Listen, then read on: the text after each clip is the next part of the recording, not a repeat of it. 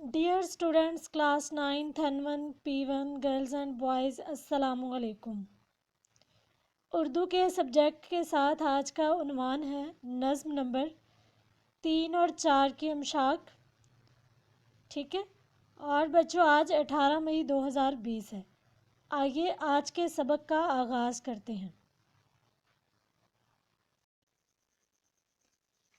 Dear students class 9th بچوں، ہم exercise کی ریویژن کر رہے ہیں، تو آج ہم کریں گے 2 ایکسرسائزز، جن میں ایک نظم ہے برسات کی بہاریں اور دوسری ہے پویستہ ہے شجر سے امیدیں بہار رکھ۔ تو پہلی نظم جو نذیر اکبر آبادی کی ہے، جس کا نام ہے برسات کی بہاریں، شاعر کا نام ہے نذیر اکبر آبادی، جو کہ 1735 میں پیدا ہوئے اور 1830 میں ان کا انتقال ہوا۔ نذیر کا اصل نام ولی محمد ہے، ٹھیک ہے۔ ان کی شاعری کے موضوعات بچوں مذہبی تہوار، مناظر فطرت، سماجی رسوم، میلو ٹھیلو، جانوروں اور پھلوں پر مشتمل ہیں، ٹھیک ہے۔ اور انہیں عوامی شاعر بھی کہا جاتا ہے۔ تو آئیے ہم پڑھتے ہیں نظم، تاکہ ہمیں مشق حل کرنے میں آسانی رہے۔ ہے اس ہوا میں کیا کیا، برسات کی بہاریں، سبزوں کی لہلہاہٹ، باغات کی بہاریں، بوندوں کی جمجماہٹ، قطرات کی بہاریں، ہر بات کے تماشے، ہر گھات کی بہاریں، کیا کیا مچی ہیں یارو برسات کی بہاریں۔ بادل ہوا کے اوپر ہو مست چھا رہے ہیں، جھڑیوں کی مستیوں سے دھومیں مچا رہے ہیں، پڑتے ہیں پانی ہر جا، جل تھل بنا رہے ہیں، گلزار بھیگتے ہیں، سبزے نہا رہے ہیں، کیا کیا مچی ہیں یارو برسات کی بہاریں۔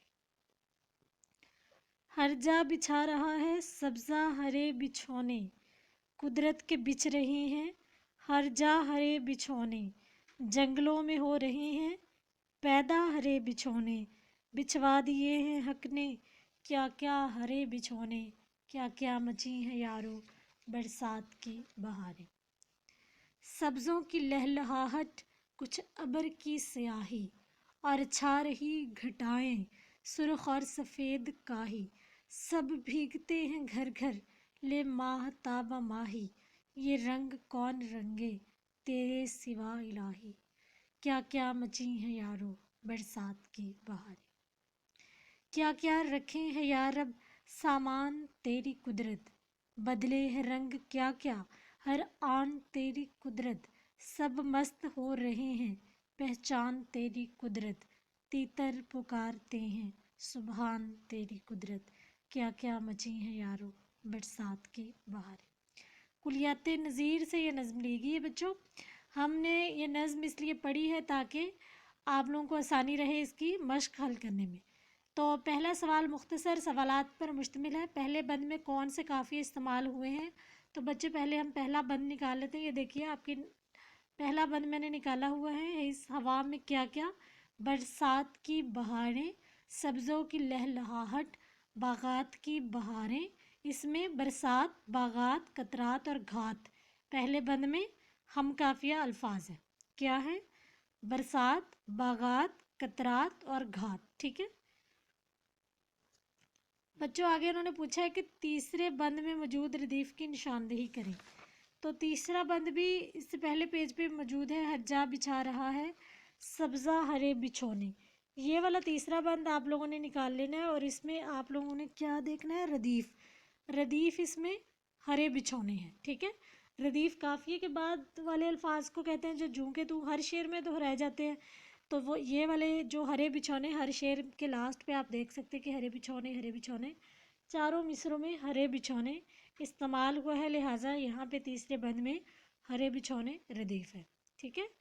اس کے بعد بچوں اگلا سوال ہے، چوتھے بند میں کون سا مصرع بطور ردیف استعمال ہوا ہے؟ بچوں چوتھا جو بند ہے وہ پیج نمبر 116 کے شروع میں ہی ہے، سبزوں کی لہلہاہٹ، کچھ ابر کی سیاہی۔ تو بچوں چوتھے بند میں جو بطور لفظ استعمال ہوا ہے ردیف، یہ کوئی بھی لفظ نہیں ہے، ٹھیک ہے، کیونکہ اس میں صرف قافیے پہ ختم ہو جاتا ہے، سیاہی، کاہی، ماہی، الہی، تو اس کے بعد کوئی بھی ردیف نہیں ہے، ٹھیک ہے۔ یعنی قافیے پہ ختم ہو جاتا ہے تو ہم کہیں گے یہ غیر مردف ہے، یہ بند غیر مردف ہے، ٹھیک ہے۔ आप ये भी जवाब दे सकते हैं कि इसमें कोई ردیف نہیں ہے, یا آپ یہ کہہ سکتے ہیں کہ یہ بند غیر مردف ہے. اچھا جی بچوں، اگلا سوال ہے تیتر اللہ تعالیٰ کی عظمت کیسے بیان کرتے ہیں؟ تیتر اللہ تعالیٰ کی عظمت سبحان تیری قدرت کہہ کر بیان کرتے ہیں. تیتر اللہ تعالیٰ کی سبحان تیری قدرت، ٹھیک ہے، تیتر سبحان تیری قدرت پکار کے اللہ تعالیٰ کی عظمت بیان کرتے ہیں. بچوں اگلا سوال ہے گلزار کے بھیگنے اور سبزے کے نہانے سے کیا مراد ہے؟ بچوں گلزار کے بھیگنے اور سبزے کے نہانے سے مراد ہے کہ بارش کی وجہ سے ہر چیز دھل کر نکھر گئی ہے، صاف ہو گئی ہے. ٹھیک ہے. شاعر نے نظم برسات کی بہاریں میں برسات کے جو مناظر بیان کیے ہیں ان کا خلاصہ بیان کریں. بچے اس کا جواب ہے شاعر فطرت نذیر اکبر آبادی موسم برسات کی بہاروں کا تذکرہ کرتے ہیں کہ برسات کی آمد کے ساتھ ہر طرف بہار اور سبزے کی حکمرانی ہو جاتی ہے. بوندیں برس رہی ہوتی ہیں، بادل مچل رہے ہوتے ہیں اور جھڑیاں دھومیں مچا رہی ہوتی ہیں. ہر طرف خشکی اور تری پانی کا منظر دکھائی دیتا ہے. جس طرف بھی نظر اٹھتی ہے جنگل بیابان چراگاہیں سرسبز نظر آتی ہیں، کھیت لہلہا رہے ہوتے ہیں. چاند اور آبی مخلوق مچھلی بھی اللہ کی رحمت سے فیضیاب ہو رہی ہیں. یہ سب نظارے اللہ کی پہچان کی خاطر ہیں. ٹھیک ہے بچے، یہ کچھ میں نے الفاظ بیان کیے ہیں برسات کے مناظر کے. قدرت کے اگلا سوال ہے قدرت کے بچھ رہے ہیں ہر جا ہرے بچھونے سے شاعر کی کیا مراد ہے؟ بارش کے بعد ہر طرف ہری ہری گھاس اگ گئی ہے، یوں معلوم ہوتا ہے جیسے ہر طرف سبز گھاس کا فرش بچھ گیا ہو. ٹھیک ہے. آگے سوال نمبر 4 آپ نہیں کریں گے. سوال نمبر 5 ہے مذکر اور مونس الفاظ کی نشاندہی کریں. ہوا مونس، بادل مذکر، بہار مونس، برسات مونس، سبزہ مذکر، قدرت مونس، گلزار مذکر، رنگ مذکر، تیتر مذکر، گھٹا مونس. ٹھیک ہے، میں دوبارہ بولوں گی. ہوا مونس، بادل مذکر، بہار مونس، برسات مونس، سبزہ مذکر، قدرت مونس، گلزار مذکر، رنگ مذکر، تیتر مذکر، گھٹا مونس. بچوں آگے چلیں گے اگلے پیج کی طرف جو کہ ہے 117.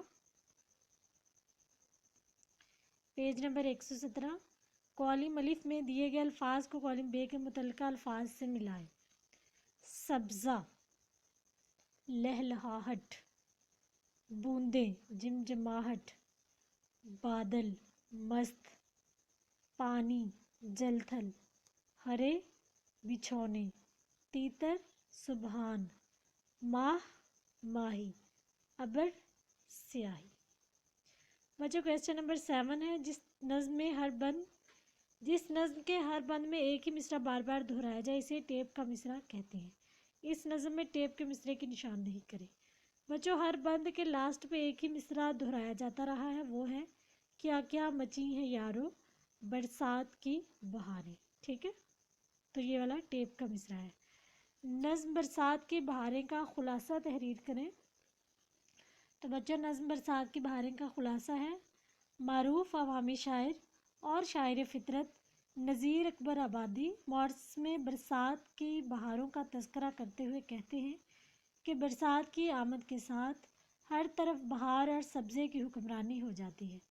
بوندیں برس رہی ہوتی ہیں، بادل مچل رہے ہوتے ہیں اور جھڑیاں دھومیں مچا رہی ہوتی ہیں. ہر طرف خشکی اور تری پانی کا منظر دکھائی دیتا ہے. جس طرف بھی نظر اٹھتی ہے جنگل بیابان اور چراگاہیں سرسبز نظر آتی ہیں، کھیت لہلہا رہے ہوتے ہیں. چاند اور آبی مخلوق مچھلی بھی اللہ کی رحمت سے فیضیاب ہو رہے ہیں. یہ سب رنگ اللہ کی پہچان قرار پاتے ہیں. اللہ تعالیٰ کی قدرت کے نغمے ہر سو الاپے جا رہے ہیں. سب اس کی قدرتی بہار کے نشے میں مست ہو رہے ہیں. تیتر بھی سبحان اللہ کا ورد کر رہے ہیں.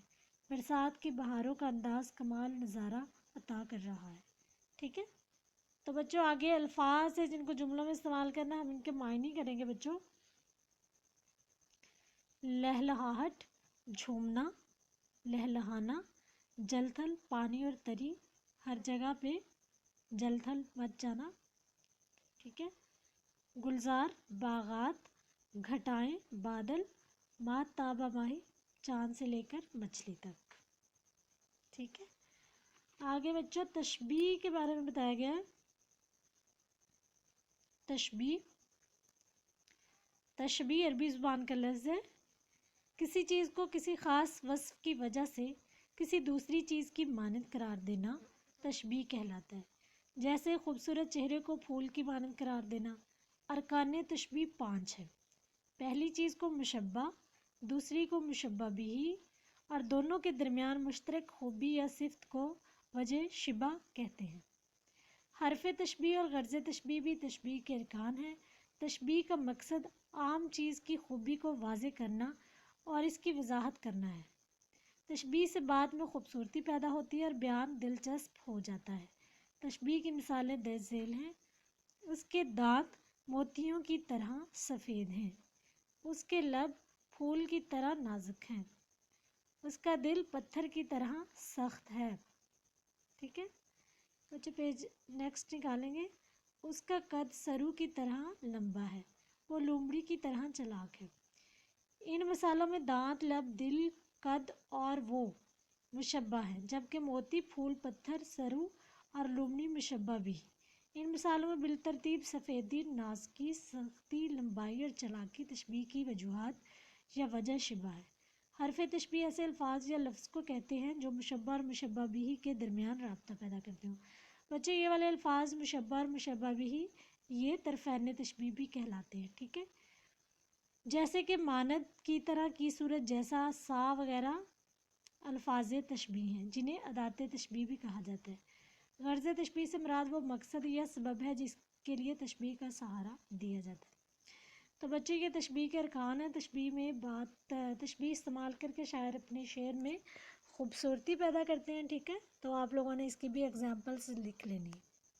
और मैंने कल लेक्चर आपको तशबीह के हवाले से भी दिया हुआ है, एक दफ़ा आप उसे भी देख लीजिए।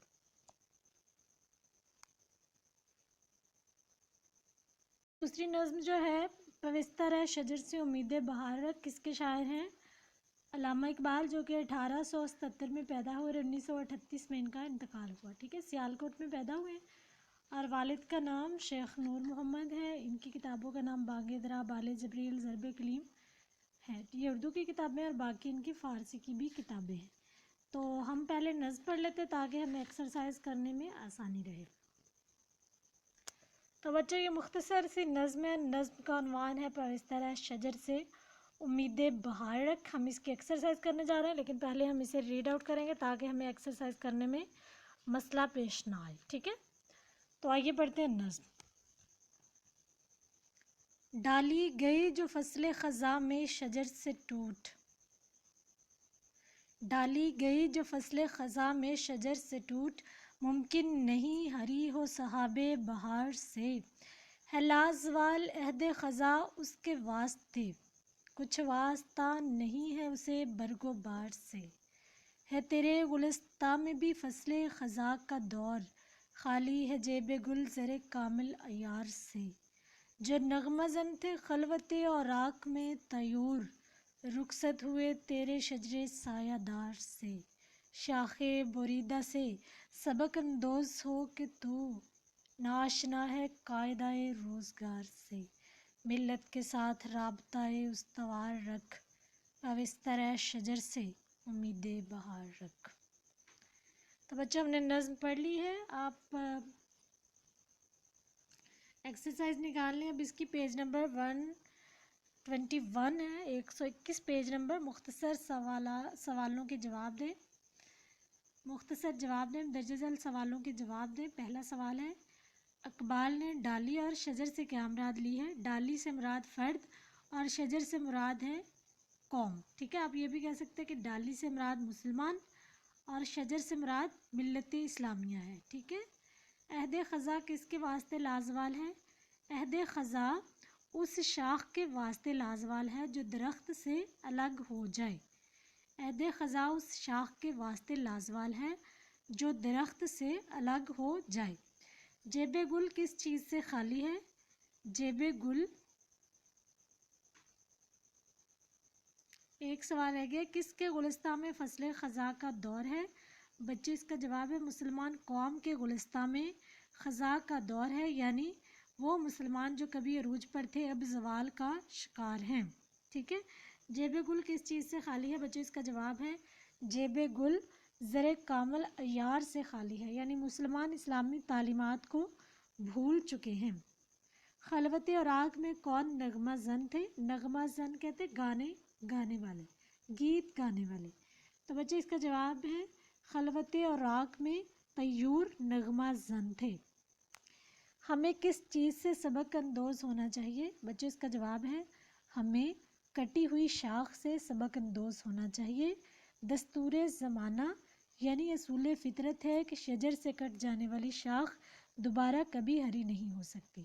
اس طرح مسلمان اگر نا اتفاقی کا شکار رہیں گے تو کبھی کامیاب نہیں ہو سکیں گے. ٹھیک ہے بچوں، آخری سوال ہے اس کا، امید بہار کے لیے کس چیز کی ضرورت ہے؟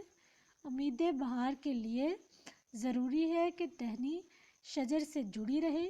مراد یہ ہے کہ امت مسلمہ آپس میں متحد رہے تو کامیاب رہے گی.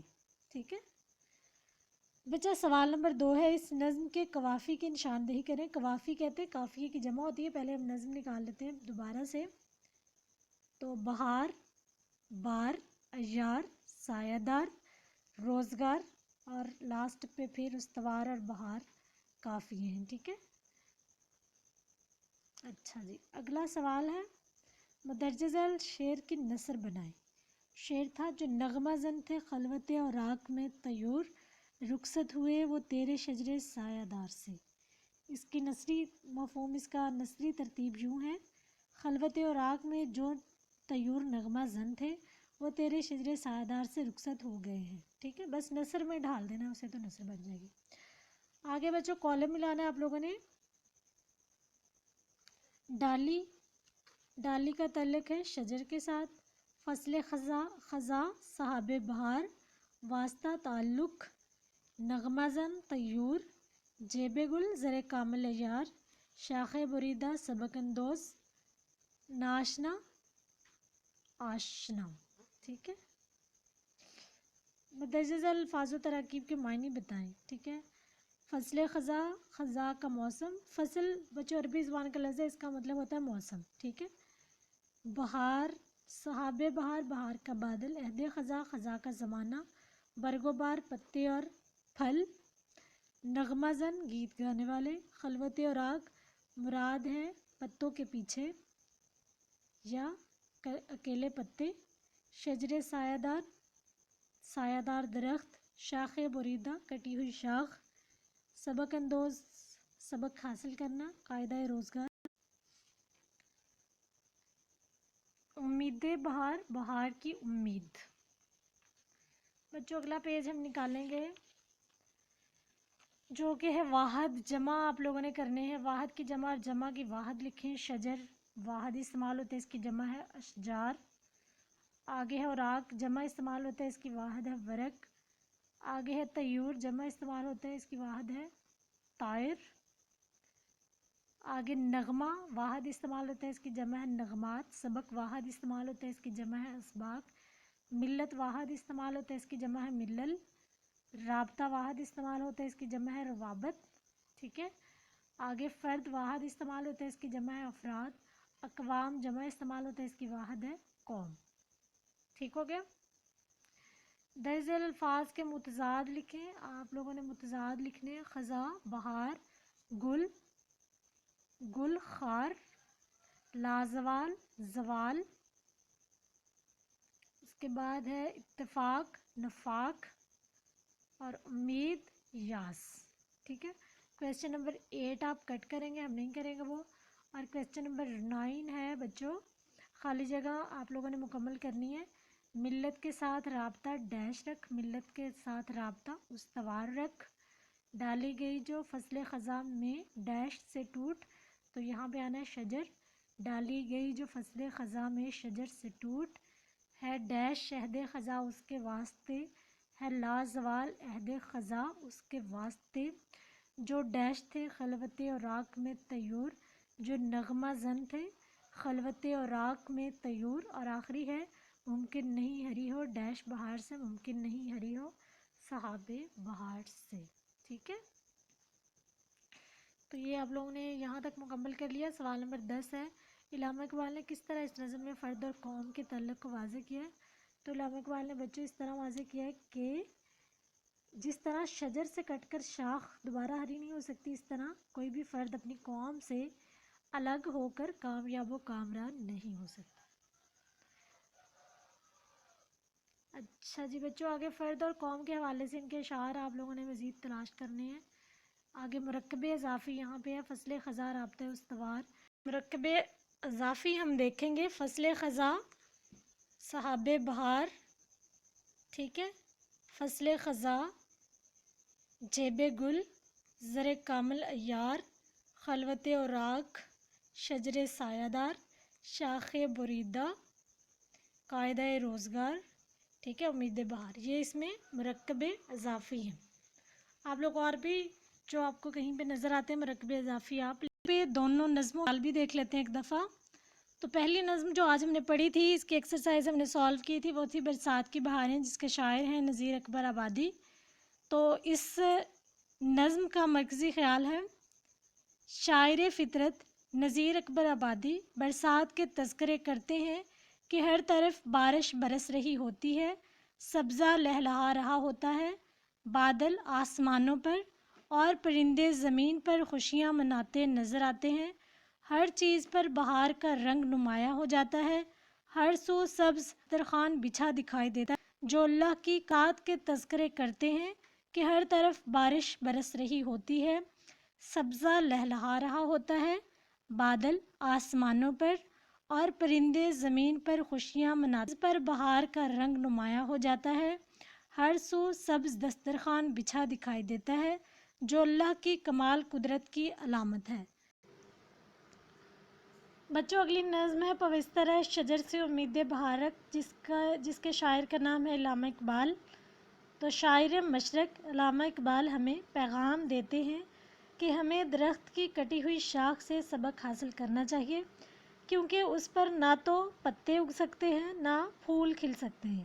اس لیے ہمیں بھی شجر اسلام کے ساتھ جڑے رہنا چاہیے، اسی میں ہماری کامرانی ہے. بچوں ریپیٹ کروں گی، شاعر مشرق علامہ اقبال ہمیں پیغام دیتے ہیں کہ ہمیں درخت کی کٹی ہوئی شاخ سے سبق حاصل کرنا چاہیے، کیونکہ اس پر نہ تو پتے اگ سکتے ہیں نہ پھول کھل سکتے ہیں. اس لیے ہمیں بھی شجر اسلام کے ساتھ جڑے رہنا چاہیے، اسی میں ہماری کامرانی ہے.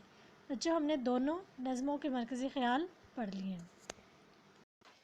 ڈیئر اسٹوڈنٹس، آج ہم نے نظم نمبر 3 اور نظم نمبر 4 یعنی برسات کی بہاریں اور پوستر ہے شجر سے ان کے امشاق سالو کی ہیں. امید ہے کہ آپ لوگوں نے اچھی طرح سے سنا ہوگا لیکچر.